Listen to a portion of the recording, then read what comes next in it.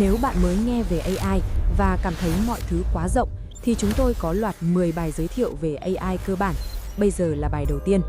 Hãy tưởng tượng AI giống như một chiếc bếp thông minh. Thay vì viết từng bước nấu ăn, bạn đưa cho nó rất nhiều công thức và nó sẽ học cách nấu, kết hợp các công thức lại với nhau. Với máy tính, công thức chính là dữ liệu. Một ví dụ để dễ hình dung là nhận diện chữ viết tay. Nếu bạn viết từng quy tắc, bạn sẽ phải mô tả mọi thứ mỗi lần viết ra và sẽ rất khó khăn để mô tả nó. Nhưng nếu bạn đưa cho máy học hàng nghìn ảnh bản chữ viết tay, nó sẽ tự học cách để nhận ra. Đây là điểm khác biệt lớn giữa lập trình truyền thống và AI.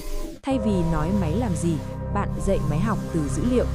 Ở mức cơ bản, AI đã là khái niệm rộng nhưng không phải là một khái niệm mơ hồ. Bên trong AI có Machine Learning, tức là máy học từ dữ liệu. Bên trong Machine Learning có Deep Learning, dùng mạng neuron nhiều lớp để học các mẫu phức tạp.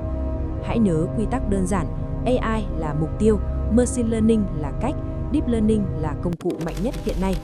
Khi bạn nghe về mô hình, hãy nghĩ đó là một công thức toán học đã học xong từ dữ liệu. Khi bạn nghe huấn luyện, đó là quá trình máy điều chỉnh các tham số để dự đoán tốt hơn. Ví dụ mô hình dự đoán đây là mèo, nhưng đáp án đúng là chó. Khi đó nó sẽ được huấn luyện điều chỉnh để lần sau dự đoán tốt hơn.